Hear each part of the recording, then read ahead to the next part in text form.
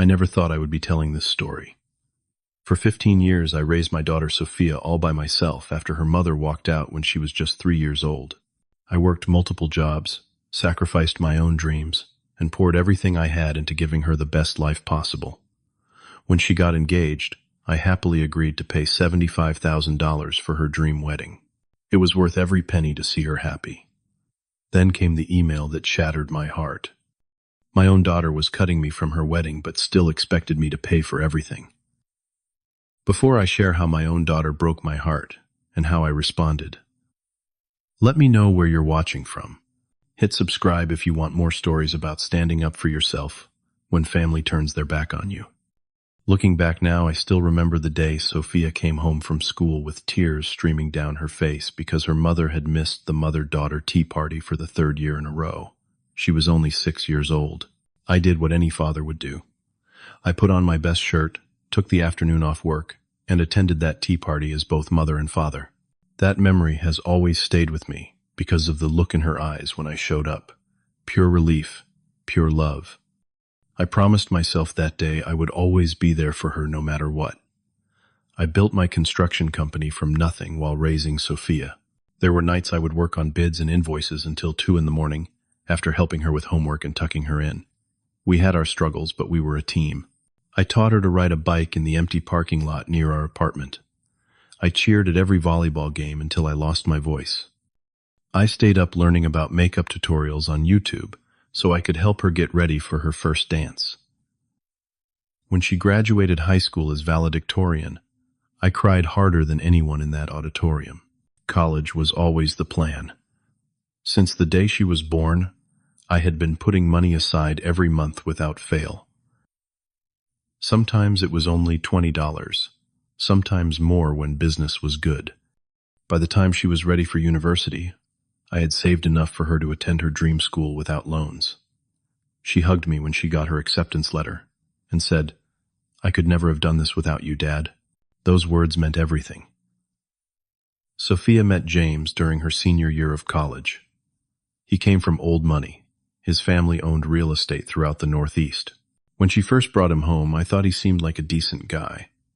Polite, well-spoken, treated her well. I noticed he had a certain polish that comes from growing up with privilege, but that didn't bother me.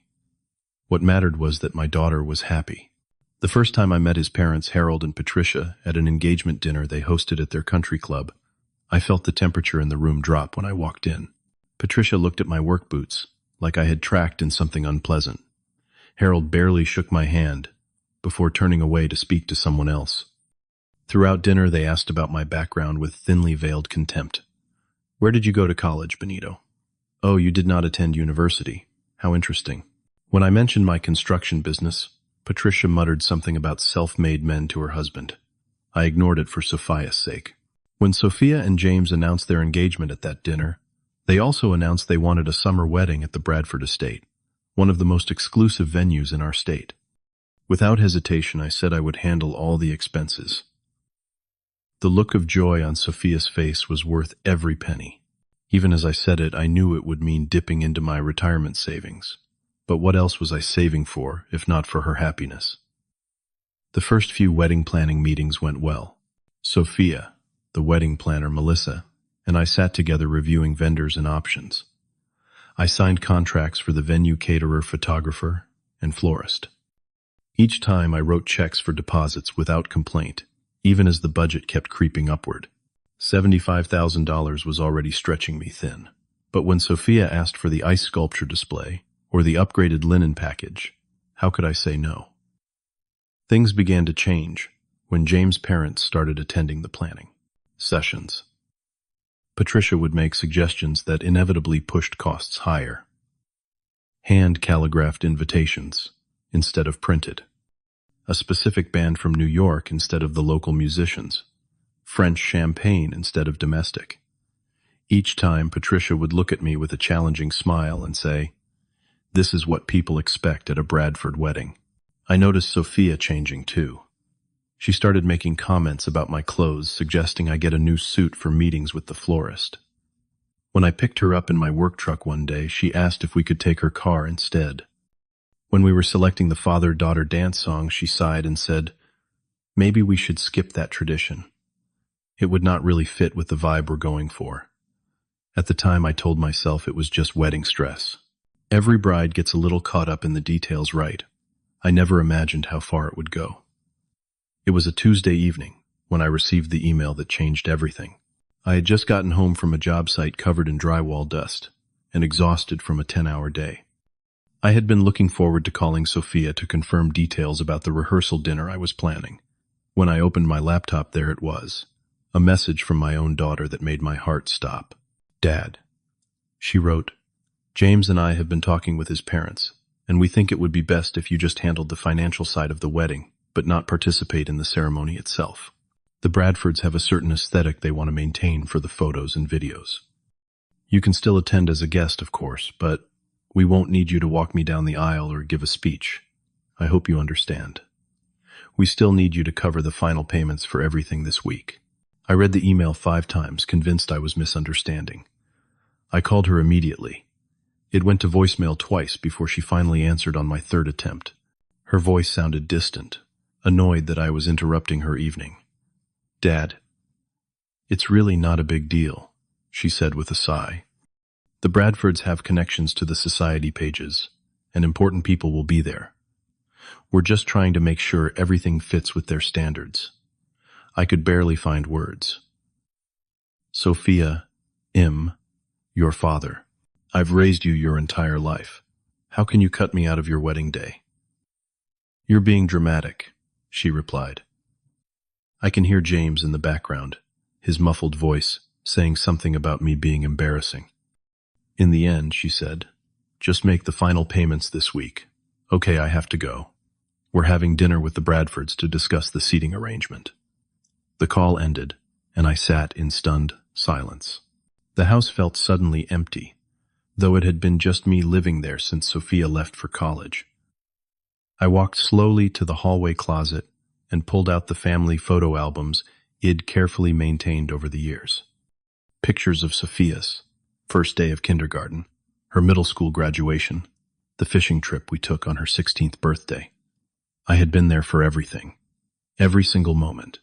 I remembered the nights I had skipped dinner so she could have seconds, the overtime shifts I took to afford her dance classes, the 3 jobs I worked when my company was just getting started so she would never feel the financial strain. Not once had I complained or made her feel like a burden, because she wasn't. She was my entire world. As I flipped through those albums, something caught my eye on my phone, a notification from Instagram. Sophia had posted a new photo. It showed her at a tuxedo fitting with Harold James' father. The caption read, "So grateful to have such an amazing father figure to help make this day perfect." My hands shook as I scrolled through the comments. Patricia's response stood out. "You two look so natural together. Exactly what a father and bride should look like." It felt like being stabbed, but what happened next made that pain seem trivial. A text came through from my friend Miguel. "Need to talk to you. Heard something at the country club today." I met Miguel for coffee the next morning. His face was grim as he sat down. "I overheard the Bradfords talking yesterday when I was fixing the electrical system in their clubhouse," he said. "They were laughing about finally getting the embarrassment out of the wedding." Patricia said, and I quote, "Imagine having photos with a man who still has that awful accent and those working-class hands. We finally convinced Sophia that her image upgrade required cutting the final tie." I felt physically ill, but something else was happening too. The hurt was transforming into something harder, colder. That night I couldn't sleep. I sat at my kitchen table reviewing all the wedding vendor contracts I'd signed over the past months. Every single one had my name on it. I was the client of record, the person authorized to make changes. My phone buzzed with a text from Sophia Dad. "When will you be sending the final payments to the vendors? We need confirmation by tomorrow." No mention of the email, no acknowledgement of what she had done, just a demand for money. Something broke in me then, but something else was born in its place. I responded simply, "Working on it. Need about a week to move some investments around. We'll handle it." Then I began making a list of every vendor, every contract, and every cancellation policy. I approached my response methodically the way I would tackle any construction project. First, I called my friend Ryan, who works as an attorney, to review the contracts. He confirmed what I already suspected. As the contracting party, I had full authority to modify or cancel every single service. Furthermore, since I had paid all deposits from my personal accounts, any refunds would come directly back to me. Next, I created a spreadsheet detailing each vendor, cancellation policies, and contact information. The venue, the caterer, the florist, the photographer, the band, the cake baker, the transportation company, the lighting specialist, the wedding planner herself. In total, 23 different contracts. I took a personal day off work and began making calls. With each vendor, I was completely honest. I explained that my daughter had cut me from her wedding, but expected me to pay for everything. Most were sympathetic. Several shared stories of difficult family situations they had witnessed in their years in the wedding industry. The venue manager, a woman named Laura, actually teared up when I explained the situation. My own father wasn't at my wedding, and I regretted every day, she told me. I'm so sorry this is happening to you. The cancellations went smoothly for the most part. Since the wedding was still 3 weeks away, many could refund most of my deposits. A few had stricter policies, but I didn't care about the money. This wasn't about financial recovery. This was about standing my ground. The most difficult call was to Melissa, the wedding planner. She had worked closely with both Sophia and me throughout the process. I can't believe she's doing this to you, she said after I explained. I sensed she was torn between professional discretion and genuine outrage. Then she revealed something I hadn't known. Did you know James' parents have been telling everyone they contributed significantly to this wedding? They've been taking credit for arrangements they've never paid a dime for. That information didn't surprise me, but it strengthened my resolve. I asked Melissa about her contract cancellation terms. After a pause, she said, "Normally I would keep the full planning fee, but in this case I think I can make an exception." My strategy was to time everything perfectly. I did not want to cancel services too early, giving them time to scramble and rebook everything. But I also needed to ensure all cancellations were processed before Sophia or the Bradfords realized what was happening. 5 days before the wedding was the sweet spot. Late enough that replacement vendors would be impossible to find, early enough that guests could potentially adjust their plans. Each cancellation brought a mix of emotions. Part of me felt terrible knowing how devastated Sophia would be. But another part, the part that had been discarded like an embarrassing old toy, felt a grim satisfaction. Actions have consequences. I had taught her that since she was old enough to understand words, somehow she had forgotten. I had taken a vacation day for the actual wedding date long ago, planning to use it for last-minute preparations. Now I scheduled a fishing trip to a remote lake for that day. I asked my friend Carlos, who had been invited to the wedding as my +1, to discreetly observe what happened and let me know. I turned off my phone completely. The final step was sending Sophia a message. I did not want a confrontation or drama. I simply attached a PDF showing all the refunds deposited back into my account with a brief note. I've decided to respect your wishes completely. If you don't want me involved in the wedding, I won't be involved in any capacity. Good luck. Then I arranged for the final cancellation notices to be delivered to Sophia and James' apartment the day before the wedding. By then, it would be too late to do anything about it. The morning of what should have been my daughter's wedding day, I was sitting in a small boat on Lake Thompson, fishing rod in hand. The water was calm, the air crisp with early autumn. For the first time in weeks, I felt at peace. My phone remained off in my truck, parked a mile away. Whatever chaos was unfolding at the Bradford estate, I was not witnessing it firsthand. Carlos called me the next day with a full report. Apparently, Sophia and the bridal party had arrived at the venue at 10 in the morning, expecting to start getting ready. They found the gates locked with a simple sign, "Event canceled." The security guard had no additional information. The scene that followed, according to Carlos and other guests, was one of escalating panic.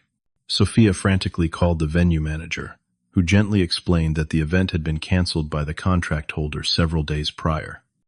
Similar calls to the caterer, photographer, florist, and every other vendor yielded the same response. James' parents arrived shortly after, immediately taking control in their typical fashion. When they realized what had happened, Harold reportedly began yelling at Sophia in front of the gathering crowd, blaming her for not ensuring her father would follow through with payments regardless of his invitation status. At some point, Patricia pulled out her checkbook, declaring she would pay for a last-minute arrangement somewhere else. That lasted until she discovered the actual costs involved, and that no suitable venues were available on short notice. Sophia's phone call log told the story of her day. 37 missed calls to my number. Dozens of texts ranging from confusion to rage to desperate pleading. I had only seen them the next day, when I finally turned my phone back on. The confrontation came sooner than I expected. Sunday morning, not 12 hours.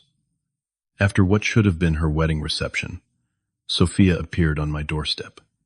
Her eyes were red and swollen, her hair pulled back messily. She looked more like the little girl I raised than the polished young woman she had become in James' world. "How could you do this to me?" she screamed, the moment I opened the door. "You ruined everything. Do you have any idea what you did?" I invited her in, calmly offered her water, which she refused. Then I played the recording of our last phone conversation, where she clearly stated she only needed me for financial contributions. "You made it very clear what my role was supposed to be." I told her once the recording ended. "You wanted me to pay for everything but not participate." So I decided not to participate in any way, including financially. "But you knew how important this day was to me," she cried. "And you knew how important being part of it was to me," I replied. "The father who raised you, who taught you to ride a bike, and helped you through calculus, and moved you into your dorm room. The father who worked 3 jobs so you could have dance lessons and SAT prep and that school trip to Spain. That father wasn't good enough to walk you down the aisle." She fell silent, staring at the floor. I continued, not to hurt her, but because the truth needed to be spoken. "You chose the Bradford's shiny world over the father who gave up everything for you. You decided I was an embarrassment because I work with my hands and don't have the right pedigree. You let them convince you that image was more important than the person who has loved you unconditionally your entire life." It wasn't like that she whispered, but I could see in her eyes that it was exactly like that. The next week was quiet. I learned through mutual friends that James had broken off the engagement, unable to cope with the embarrassment of the canceled wedding and unwilling to reschedule. His parents had apparently suggested he find someone more suitable from their social circle, someone who understood how things worked. Sophia moved in with her college roommate, temporarily shell-shocked by how quickly her perfect world had collapsed. For 3 months, I heard nothing directly from her. I gave her space, unsure if our relationship could ever be repaired. Then on a Tuesday morning in November, I received a handwritten letter. "Dad," she wrote, "I don't know how to begin apologizing for what I did to you. I was so caught up in the fantasy world the Bradfords created that I lost sight of what really matters. I chose people who abandoned me the moment things got difficult over the one person who has always stood by me. I don't expect forgiveness, but I wanted you to know that I understand what I did, and I am deeply, truly sorry for the pain I caused you." I read that letter a dozen times. The hurt was still there, but beneath it was the love that had never disappeared. I called her and suggested we meet for coffee. That first meeting was awkward, painful, but necessary.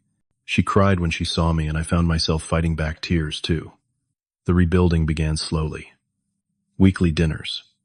Honest conversations. Sophia shared how the Bradfords had systematically isolated her, made her feel that her background was something to be ashamed of rather than proud of. How James had constantly compared her to other women from his social circle. How she had gradually lost herself trying to fit into their world. 6 months after the wedding that never happened, our relationship had begun to heal. Not the same as before, perhaps even stronger in some ways. Sophia started working at a nonprofit organization, helping first-generation college students finding purpose and using her experience to help others bridge different worlds. The most important lesson I learned through all of this was about self-respect. Sometimes loving someone means allowing them to face the consequences of their actions. Sometimes standing your ground is the most powerful gift you can give, both yourself and the person who hurt you. Because without consequences, how do we learn? Without boundaries, how do we recognize our own worth? Have you ever had to stand your ground with family who took you for granted? Share your experience in the comments. If you appreciated this story about setting boundaries even with those you love most, hit like and subscribe. Sometimes the hardest lessons teach us who truly deserves our generosity. Thank you for listening to my story, and remember that true family is defined not by blood or obligation, but by consistent love and mutual respect.